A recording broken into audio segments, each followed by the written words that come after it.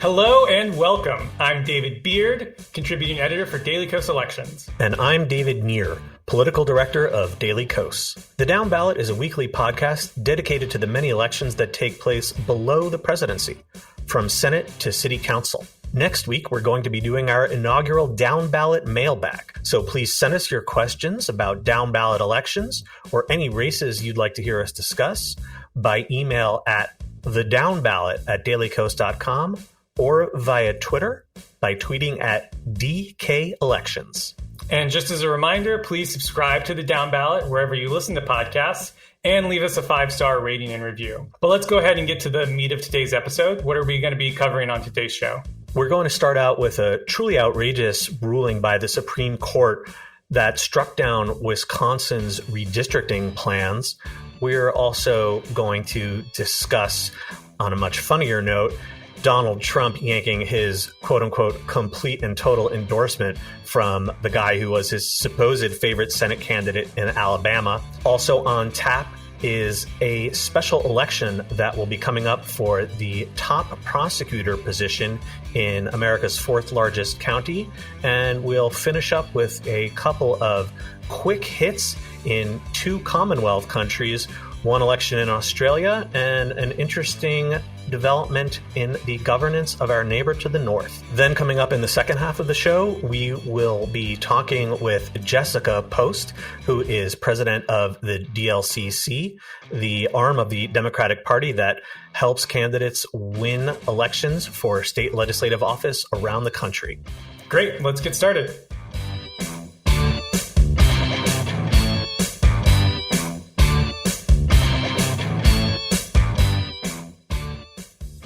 This week, we'll be starting off with Wisconsin, where a recent Supreme Court decision has affected the state legislative lines. Near what's going on in Wisconsin? Well, Beard, I am hot about this one. This decision from the U.S. Supreme Court came down today, and I felt sick and furious reading it. The Supreme Court struck down new legislative maps that the Wisconsin Supreme Court picked earlier this month because the Democratic governor, Tony Evers, and the Republican legislature in Wisconsin couldn't agree on maps. Evers vetoed the GOP maps, so redistricting fell to the state Supreme Court, and they wound up choosing maps that Evers himself submitted. What the Supreme Court struck down today were the state legislative maps, specifically the map for the state assembly, because the Evers map that the Wisconsin Supreme Court picked increased the number of Black majority districts in the Milwaukee area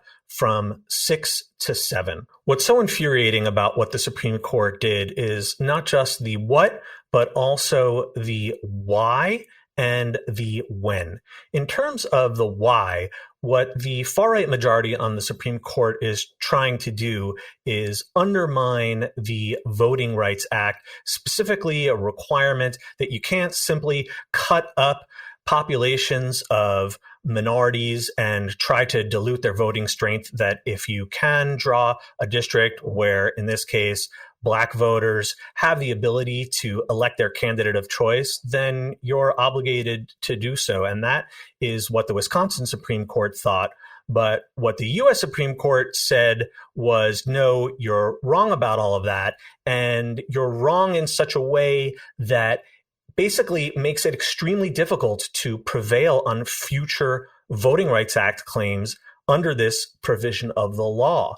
So they did this on their so-called shadow docket, meaning there was minimal briefing, no oral argument, essentially the equivalent of doing something in the dark of night by the Supreme Court, all in the service of basically undermining the VRA.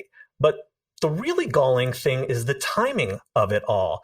In February, the Supreme Court stayed a ruling by a lower court that said that Alabama had to draw a second congressional district where Black voters could elect their candidate of choice. And in that decision, staying that ruling, Brett Kavanaugh wrote this concurring opinion saying it was simply too close to the election for a court to interfere and tell a state that it had to change the maps that it was currently using. And I want to point out that at the time the court ruled in the Alabama case, it was 4 months away from the primary. But today, the U.S. Supreme Court ruled that, hell yeah, we can totally interfere in the way that a state conducts its elections, even though it's only 5 months to the primary in Wisconsin. So are you kidding me? 4 months versus 5 months? There's some deep constitutional principle here that says that you can get involved when it's 5 months away, but you can't get involved if it's 4 months away. That is complete and utter bullshit, if I might say so. And the situation is really appalling. Like I said, the implications are big because the Voting Rights Act is going to be neutered by the Supreme Court, and they're going to do it however they possibly can. And they just don't care about looking like hypocrites. And I think you're totally right there, Nir, where the real fear is what comes next. And there's a real sense that almost anything, almost any conservative argument that some conservative lawyer comes up with could be accepted by this court. And that makes everything around, elections, districts, all of this really, really difficult and kind of scary.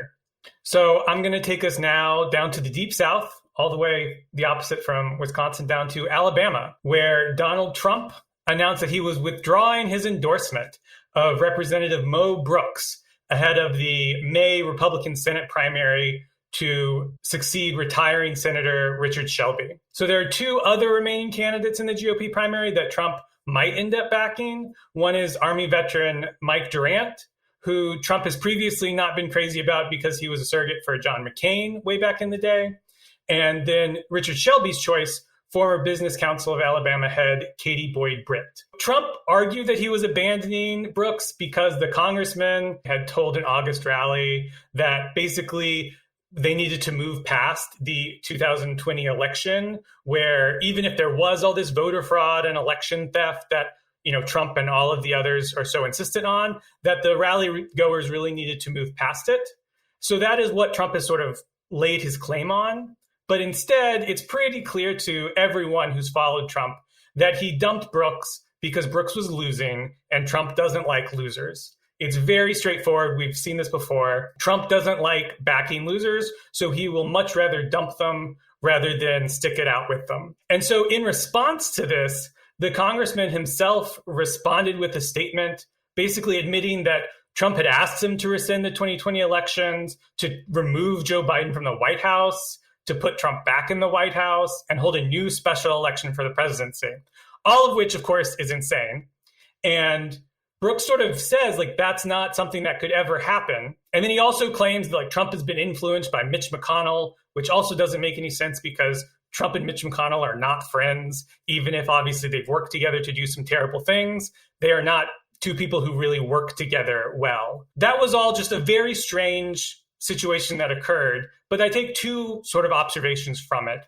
One, Trump remains a powerful force in GOP politics for sure, but not an all-powerful one.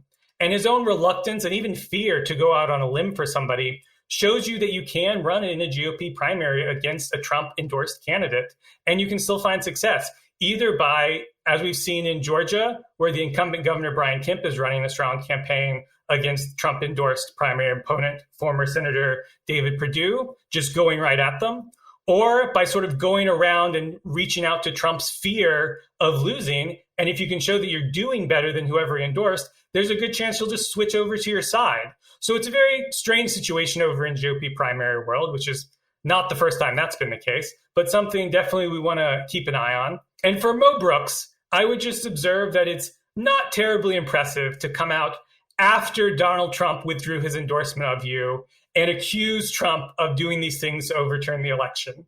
Mo Brooks was clearly fine with all of this. He was happy to take Trump's endorsement. He was happy to listen to Trump tell him to do all these things, right up until Trump dumped him. And then he comes out and admits all of this and says that there's all these problems with Trump. And it's just so clearly not something he seriously cares about. So at the very least, there's a very good chance we won't have to hear about Mo Brooks any longer very soon. Maybe the funniest part of that whole thing, Beard, is that Trump, in pulling his endorsement, said that Brooks had gone, quote unquote, woke. The idea that one of the ringleaders of the Jan 6 Stop the Steal rally that preceded the attack on the Capitol could possibly be part of the quote unquote woke world is completely hilarious. But I think you're right. I think this is probably the last we're going to see of Brooks. We just saw a poll the other day that had him coming in third in the GOP primary, meaning he wouldn't even make a runoff. So I think it's going to be bye-bye Brooks. Shifting gears, I want to talk about a story that definitely has not gotten very much attention, but ought to. In Maricopa County, Arizona, which is home of Phoenix and also the fourth largest county in the entire country, their top prosecutor, Republican Alistair Adele, just resigned under very sorry circumstances. Adele was appointed to fill a vacancy in 2019 and then won a full 4-year term the following year by just 51-49 margin. But her term in office went very, very poorly. Last month, the Arizona Republic reported that Adele, who had recently been in rehab for alcoholism, had missed many meetings that she was supposed to attend and failed to weigh in on major legal issues that concerned her office, including, you may recall, that recent bogus attempt by Republicans to quote unquote audit the vote in Maricopa County that a lot of people refer to as a fraudit. She also allegedly called a staffer, quote unquote, after hours while she was drunk and was slurring her words.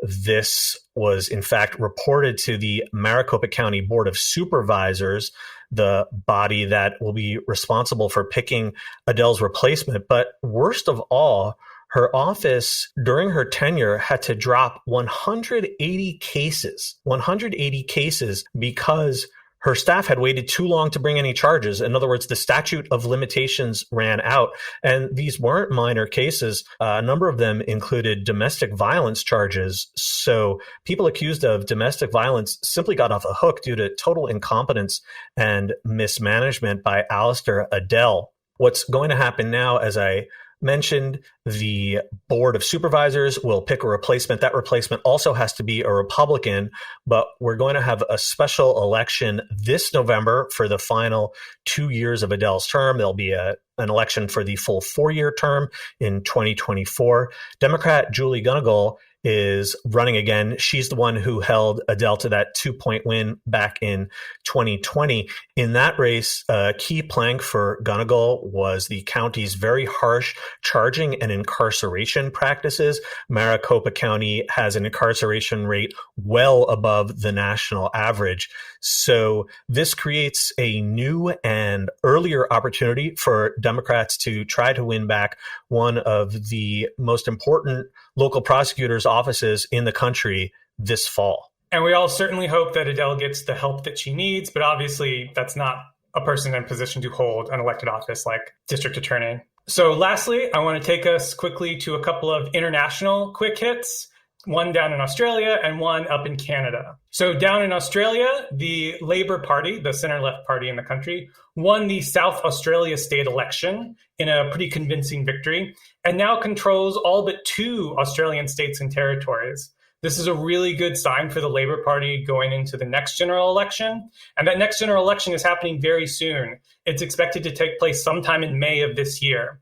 Now, unlike our elections that are scheduled, of course, for every November, the Parliament will set the exact date of the election among a number of restrictions. So we don't know the exact date of the election yet, but we do expect it to be sometime in May. The Labor Party there is leading in opinion polls, which would be really good news for the center left in that country.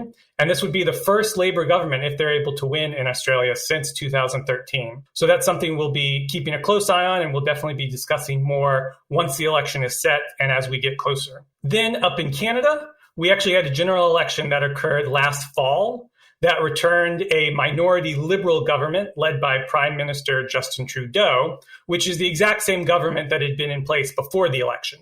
So the 2021 election was really a status quo re-election of what had taken place in 2019. Now, minority governments are not uncommon in Canada, particularly because they have more than two parties that win a significant number of seats, but they also often don't last the full 4 years. The left-wing New Democratic Party and the minority governing Liberals just this week announced what's called a confidence and supply agreement that's going to help sustain the government through the 4 full-year term until 2025. Now, let me define for you what a confidence and supply arrangement is. That's not something we know about in American politics. It's not a coalition, which is where the NDP would also be a part of the government, where they would have some of the ministries and they would really share power with the Liberals. It's not that. A confidence and supply agreement is where an outside party, in this case the NDP, agrees to support the minority Liberal government on certain key votes, specifically on budget votes and on any no confidence votes. In return for support in these key votes that keeps the government running and functioning, the Liberals agreed to move forward some key priorities of the New Democratic Party, specifically a dental care program for low-income Canadians and a national prescription drug program. So really some important expansions of healthcare in Canada is what the New Democratic Party ensured that would happen by entering into this agreement. Now, why did these two parties do this when it's not terribly common to have happened in Canada? Well, first of all, it allows the Liberals to govern for 4 years without fear of the opposition parties getting together and forcing an election on them when they don't want to have one. They obviously suffered through that.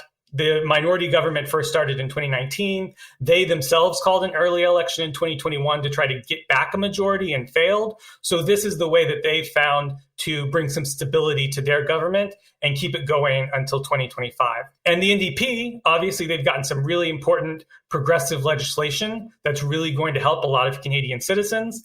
But this also allows them to replenish their funds after 2 federal campaigns in 3 years. The NDP up in Canada historically has a lot less money than either the Liberal Party or the Conservative Party. And so running a federal election campaign takes a lot out of the party. And so having the opportunity for a full 4 years to replenish those funds and to be ready for this 2025 election really sets up the NDP a lot better than if another early election had been called. So that's the situation. Obviously, either party could withdraw from this. There's nothing legally binding about it. If something were to happen that forced one or the other party's hand, we could still see an early election. That's the nature of parliamentary politics. But in the optimistic sense, the goal is obviously for this confidence and supply arrangement to last until 2025 and bring some stability to the Canadian government. So, Beard, I'm curious, why would two parties like this enter into a confidence and supply arrangement instead of the coalition arrangement that you were also discussing? I think there's a couple of reasons. One is tradition.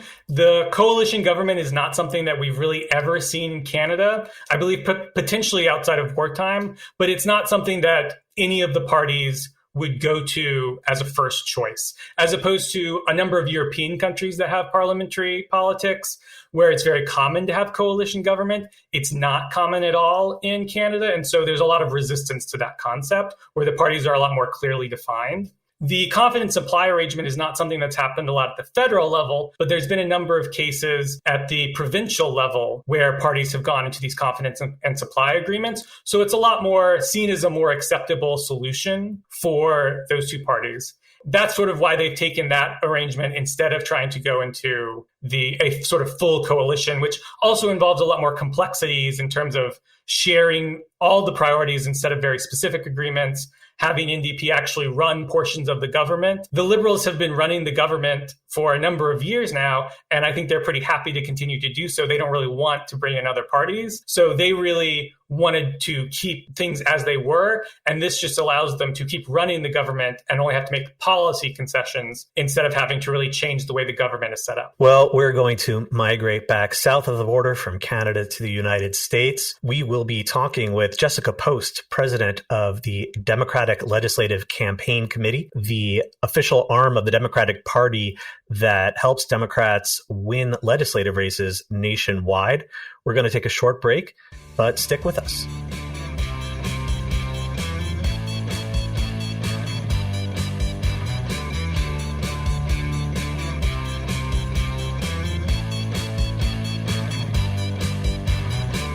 Joining us today is Jessica Post, the president of the Democratic Legislative Campaign Committee. The DLCC is the arm of the Democratic Party that focuses on winning state legislative races across the country. Thanks for being here, Jessica. I'm so happy to join you. Thanks so much, David Beard. So how did you end up in the world of state legislative races? I know, particularly in DC, federal races really dominate everyone's thinking. You might get a little talk of governor's races, but state legislative races really find themselves under the radar a lot of the time. Oh, for sure. And I think that's certainly something that we want to change. And that's why we've always been so appreciative of all the coverage from Daily Kos elections on state legislative races. It's always been appreciated. And I know even before state legislative races became more cool, I know that that Daily Kos elections was on the forefront of covering them. So I appreciate that. So I was in college. I went to college in rural Missouri at Truman State University. It's a public liberal arts college. We like to call it the Harvard of Northeast Missouri. And we went to one of the things that we would do, there was a targeted state legislative district, and I was a college Democrat. So we'd go out and we would knock doors to hold control of either, or try to win control of the Missouri State Senate or hold control of the Missouri State House. When I graduated from college in 2002, Democrats controlled the Missouri State House still. And we unfortunately lost control of the Missouri State House in 2002. But I started managing a state legislative race right out of college. And so that sort of got me into it. But, the first door that I knocked for a candidate was a state legislative race. And we used to go all around the state at our little college Democrats chapter and knock doors in state legislative special elections. So we were kind of a canvas team for the state party that would get called in, and then we'd go around the state. And I think that was really helpful. I think look like a lot of folks did not start their careers knocking doors in rural Missouri. And so for me, I think back on that. I think back on the doors that I've knocked throughout my career. And I think that really informs how folks think through issues. But that's how I got started. And that's how I really understood the impact of state legislatures on policy. So how did you go from knocking doors in rural Missouri then to the DLCC? Well, it was a long journey. It was a long winding journey. So I'll try to summarize it. But you really know the impact of state legislatures when you're in a state that has flipped from blue to red. So, for example, when I was growing up in Missouri, there's access to a number of Planned Parenthoods that provided abortion services. And when Republicans took control of the legislature in Missouri, we went down to just one clinic in St. Louis. And now everyone sort of knows what's happening with choice in Missouri, where they're even trying to outlaw women leaving the state to have abortions. So because I understood the impact of state legislatures and because I understood the impact on funding for mental health and so many other things, I ended up, I started managing a state legislative race right out of college through those college Democrat connections, also in rural Missouri, a town so small that they called the Applebee's the Applebee's. The first time I went in to take a workout class, they told me that I needed to rewind the video and just put it back into the VCR. I'm also aging myself, I think, through these anecdotes. So I started working there. Then I worked at the Missouri House Caucus, looking at the whole battlefield, really the races in eastern Missouri. Missouri has 163 state House seats. And so I spent time in about 20 of them in eastern Missouri. So I sort of got to know the impacts of candidate door knocking. I would meet with one candidate at midnight on the bench in a St. Louis grocery store called Schnucks. She was a night manager at a Schnucks. And this really informs everything that I know state legislative candidates need. So I sat down with her. It's midnight, and she slid a box with slips of paper and all sorts of business cards across the bench to me and asked if we could put together a fundraising database. And then when she would come home after working the night shift at Schnucks and sleep, and then someone needed to have a walk packet ready for her to go out and knock doors. So you think about that a lot at DLCC, a lot about that candidate, Pat Yeager, who served several terms in the Missouri House, when I think about what state legislative candidates need. And of course, there's a more modern version of all of that now. So I worked on campaigns all across the country after working at the Missouri House at all levels of the ballot. I did ballot initiatives. I did some advocacy campaigns. I did the Franken race in Minnesota. I was the field director for the coordinated campaign. And then I was recruited to come to DLCC as a junior staffer. I was the national field director and the political director. And we lost a lot of chambers in 2010. And I knew that things really needed to change. I left, I went to Emily's List, where I advised candidates running for federal office. I recruited women to run for office at all levels of the ballot. And eventually I realized, as I was working with these candidates, that I was recruiting women to run for Congress in districts that were unwinnable. And that made me realize I wanted to go back to my original passion in the States. The executive director of DLCC had left, and some of the board started to recruit me to go back to DLCC. Originally, I was like, no, I'm not going to do it. And eventually I decided that I'd go back and help run the committee. So it's been all rebuilding from there, and we've had some great election cycles.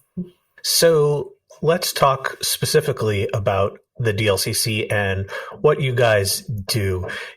We might summarize it as Beard did at the top of the show, as the organization that helps elect Democrats to state legislatures across the country.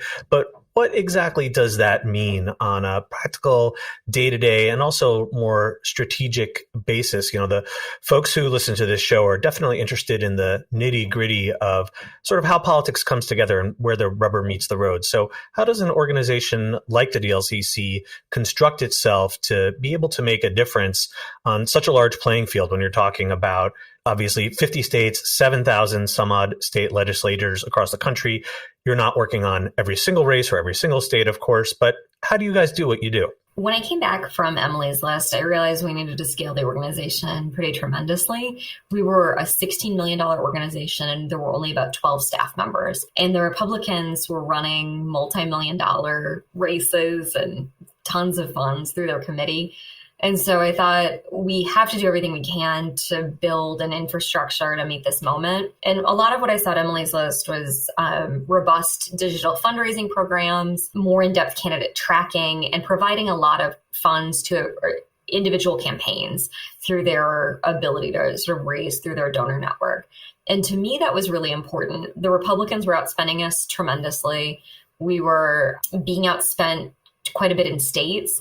We also had only, I think, 31 Democratic majorities. And so we were running uphill to try to flip these state legislative chambers.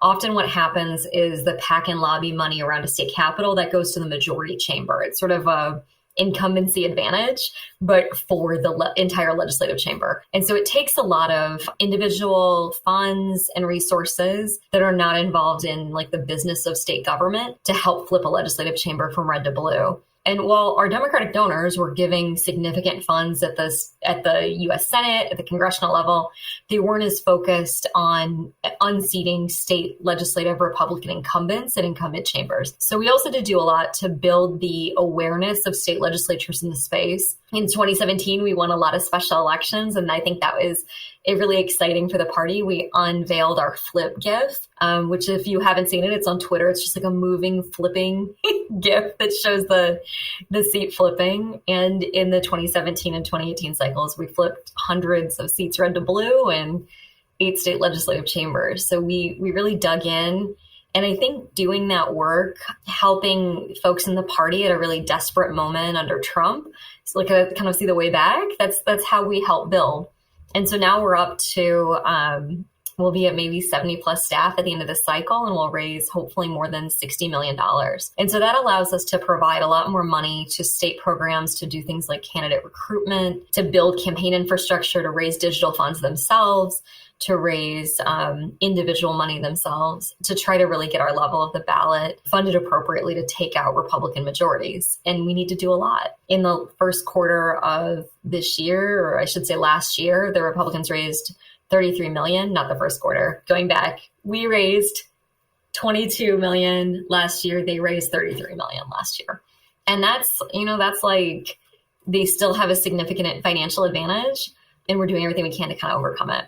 So let's say that I'm, a prominent city councilor or somewhere, and there's a competitive state house or state senate race where I live, and, the Democratic Party is interested in me running, and I'm like, maybe I'll give this a shot. How does the DLCC sort of interact with that person? How do they bring them along? What's sort of the step-by-step process from like the new candidate perspective?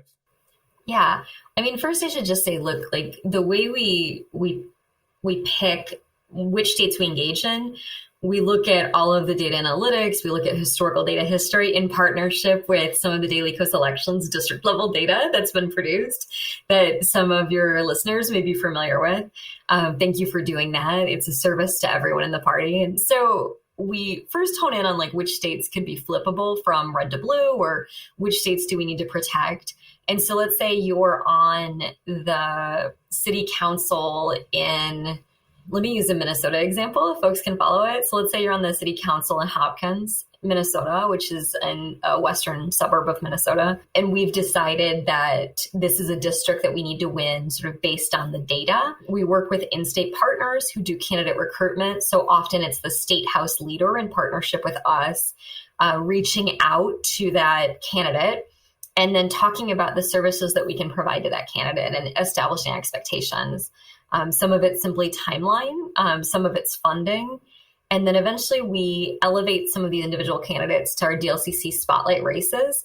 The spotlight races it's not a comprehensive target list, because there will probably be about 600 to 700 races that are considered state legislative targets all across the country, even in our tier 1 and 2 chambers. But that's one way that we raise resources for those individual candidates. But it's everything that we do is with in-state partners. And that includes messaging. We don't sit in Washington, D.C. and say, like, this is the candidate that you need to recruit, this Hopkins City Council member. We instead work with the state house leader. So in this case, let's say we wanted that person to run for state house. We'd work with the Minnesota House Speaker, Melissa Hortman, in the majority, and we'd go out and see if they wanted to run for this specific district, working with her and the staff on the ground. So we fund a lot of that state-based infrastructure. If you can think of like, there's a small, for folks that aren't as familiar, there's a small DCCC in every state that's responsible for winning the majority in each state legislature. And so in Minnesota, the House, it's called the House DFL Caucus, the House, which is the Democratic Farmer Labor Party, Democratic Caucus. And then there's the Senate DFL Caucus as well. So those two group of state legislative Democrats come together, pool their campaign funds, working with a legislative leader to create a shared strategy with staff and with us to count up to the seats that are needed to win a state legislative majority. So in Minnesota, there are 134 state legislative seats. They're in the majority right now. And so you need to win the majority of those seats. So we'll do everything we can to count up to that majority number. And then we also, the other thing I'll just say, like, we provide funding for individual races through our Spotlight Races site. We write some direct checks to candidates, but it's much more in the strategy to win the majority. And so working to triage those funds across those races to win the state legislative majority, because that's when you have power and can do things. We also will look at things like keeping Democrats out of the superminority. We did that in Louisiana to try to support the governor of Louisiana's veto. We did that actually on our own. We wanted to make sure that, and I think this is sort of going back and forth, but that Bell Edwards' veto of the Republican maps would be sustained. So we did that there. We went in, we tried to break other super minorities. And then in a state like Wisconsin, we're constantly trying to keep the Dems out of going to the super minority so they can prevent an override of Tony Evers' vetoes. So power by different definitions, but always oriented around power.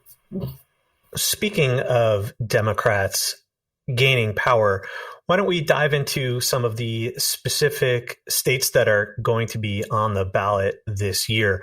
We wanted to start with some offensive opportunities that have opened up thanks to huge changes in redistricting. In Michigan, there's the new Independent Redistricting Commission, which put in place much fairer maps than the previous GOP gerrymanders that had been used for decades.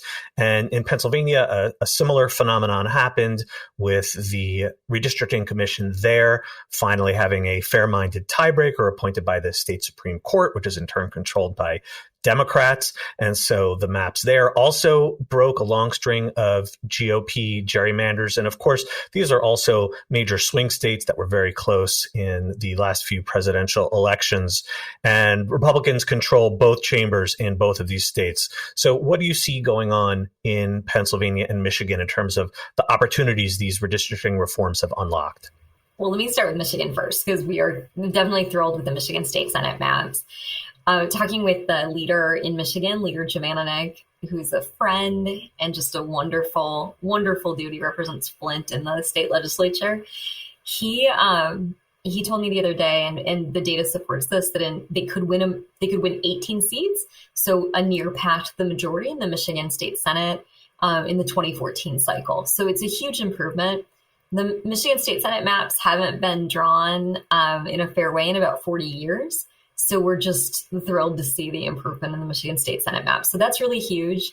The Michigan State House maps still have a slight Republican bias, even though they came out of this nonpartisan commission process. So huge opportunities to change the face of Michigan. You know, Michigan's a state where they have a 1938 post or pre-Roe abortion ban on the books. And so as Roe falls with this conservative U.S. Supreme Court, we'll see these historic laws or trigger bans that have been put into place go into effect. And Michigan's a place where winning the state legislature could prevent that. Governor Whitmer has been trying to get the law off the books, but she's been unable to do that. So that's one unique role of the legislature, in addition to certifying presidential elections, which the Republicans really tried to undermine. And folks may or may not have followed this, but the Republican speaker at the time was flown into the Trump hotel and wined and dined to try to go with Trump's view of what happened in the election in Michigan. So you're certainly on the knife's edge there. So that's Michigan. And then Pennsylvania, huge improvements in the state house map. Certainly there are about 12 more seats that Hillary Clinton won. And that's certainly one way that we kind of judge the data. So that's a great possibility for us to flip that chamber red to blue. The state Senate, there was just a major retirement that happened in a seat that we almost won by about 87 votes. So it's an open Republican seat. Only half of the state Senate in Pennsylvania is up. So as a result, we'll have a hard time flipping it. There's just not enough seats up to flip. We see Pennsylvania as a multi-cycle play. And we know that we can flip a few seats in Pennsylvania this cycle. And then the hope is that going to 2024, we can flip enough seats to flip the chamber. So we see in states that have staggered terms, like in Pennsylvania, that's how we look at state senates. So beyond Michigan and Pennsylvania, are there other states where the DLCC is looking to play offense in 2022? And like you said, that could also be places where you're looking to break a supermajority or something like that, like you mentioned in Louisiana. Yeah, we've moved most states out of the super minority status. One state that we're watching for that is Ohio, where the Democrats are still in the super minority. And I know there's been back and forth over the state legislative maps, but that might create another opportunity. One big place that we're really interested in flipping is the Minnesota State Senate. The Minnesota State Senate is the last state legislative chamber I worked at. I was the deputy caucus director there in 2006, which seems like a long time ago now that I say that out loud. But there's a huge opportunity for us to flip that state legislature. If we were able to do that, that would give us a Democratic trifecta in Minnesota, if we can, of course, hold on to the governor and the existing DFL-controlled state house. The Republican legislatures held up a ton of progress in Minnesota. Like, if you think about progress on racial justice issues after George Floyd, or progress on climate, all of those things have been held up by the Republican-controlled Minnesota State Senate. The entire state Senate is on the ballot. So like Michigan and Minnesota, we need to do everything we can to win it in 2022, because the next bite at the apple is 2026 for both the Michigan and Minnesota state senates. You mentioned in Minnesota, Democrats control the House, Republicans control the Senate. That sort of split is incredibly unusual in this day and age. Does the fact that you're on offense in one chamber and on defense in the other chamber, does that affect your strategy in any way? Having a split legislature really doesn't change the way we look at things. Minnesota is interesting because their state House districts are nested within their state Senate districts. There's an A side and a B side to districts in Minnesota. So there's a lot of very clearly overlapping targets. The districts are sort of cut in half. It's not like the at-large districts that we see in Washington State and Arizona. So that creates a huge opportunity. The other thing that I would just add is in the congressional races that'll be really hot this year, if you think of Angie Craig in Minnesota too, or if you think of some of the other races in Minnesota, there's quite a lot of overlap in some of those targeted races, including the southern Minnesota seat with the passing of Jim Hagedorn. So there's huge opportunity now in the state Senate in Rochester. We hold some of those House seats. Minnesota doesn't have legislative term limits. And as a result, now having some of these new open seats gives us an ability potentially to pull some of the long-serving House members over into the state Senate. And we think that we have a great opportunity between the suburban nature of the districts and some of these other areas like Rochester, home of the Mayo Clinic. So now let's turn to some of the states where Democrats are going to be looking to hold on to the majorities. Mm-hmm. What are the DLCC's top priorities on that front? So the Colorado State Senate is certainly at the top of the list.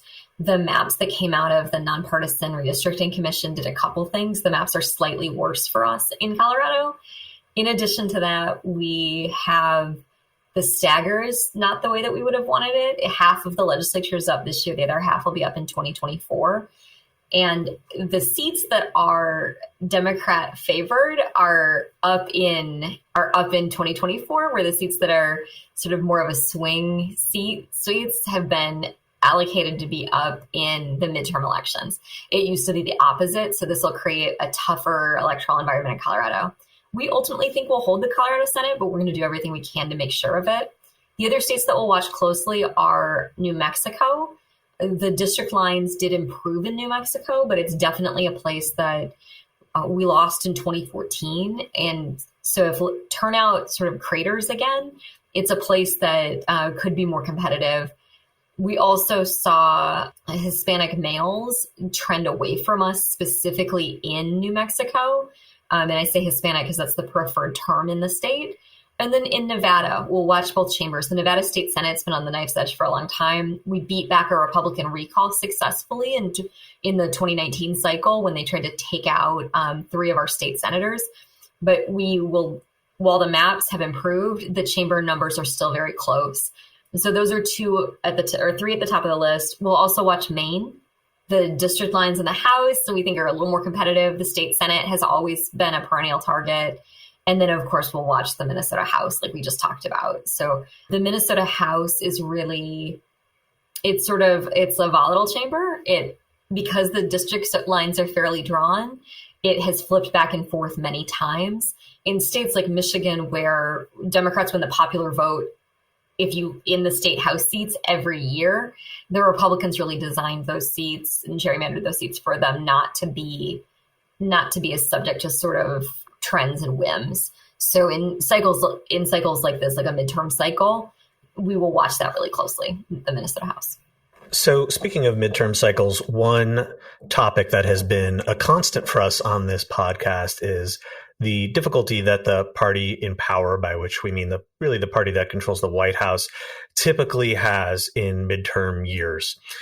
It's certainly something that's trickled down to state legislative races in difficult midterms in the past, such as 1994, and you talked about 2010 earlier. So how are you working with candidates and your partners in the states, the various caucuses, to face what looks like could be another tough environment? I think the first thing is to just talk about, here are the challenges of this environment. In the only midterm election, I think, where the president's party has gained seats that's of sort of recent time is George W. Bush and the Republicans in 2002 after 9/11. And so that's a sobering reminder, I think, to a lot of our legislative leaders that even if we do have improved maps, we need to do everything we can to shore up at-risk incumbents.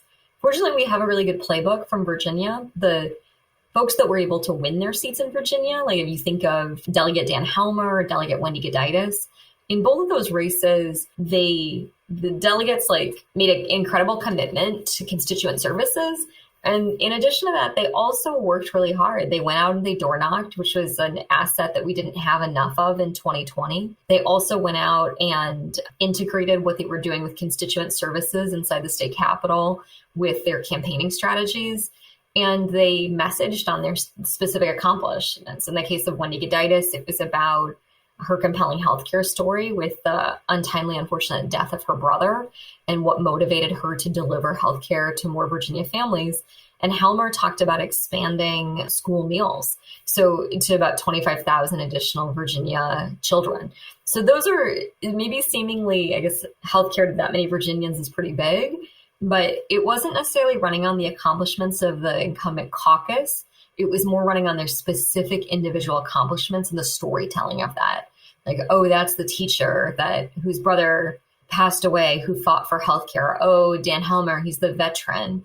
And in all of these races, they could have fallen victim to running on other messages, but they really stayed true to their local messaging.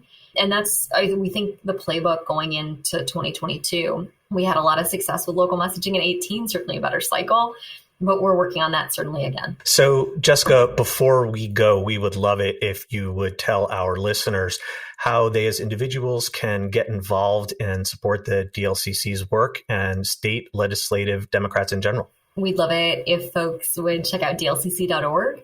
We also have and will continue to have local volunteer opportunities for folks to get involved on our site in some of the key races nationally. As the cycle goes on, we'll have spotlight races, so races that will decide control of state legislatures across the country on our site as well. So check that out. And then you can also follow us on Instagram at DLCC, on Twitter, and on Facebook. So you can engage with us in multiple ways. And I'm also at Jessica Post on Twitter, and we'd love to hear from you. Jessica Post, the president of the Democratic Legislative Campaign Committee, thank you so much for joining us today. Thank you. That's all from us this week. Thanks to Jessica Post for joining us. The Downballot comes out every Thursday, everywhere you listen to podcasts. As a reminder, you can reach us by email at thedownballot@dailykos.com. Please send in those questions for next week's mailbag. You can also send those questions via Twitter, via @DKElections. If you haven't already, please like and subscribe to the Downballot and leave us a 5-star rating and review. Thanks to our producer, Kara Zelaya, and editor, Tim Einenkel. We'll be back next week with a new episode.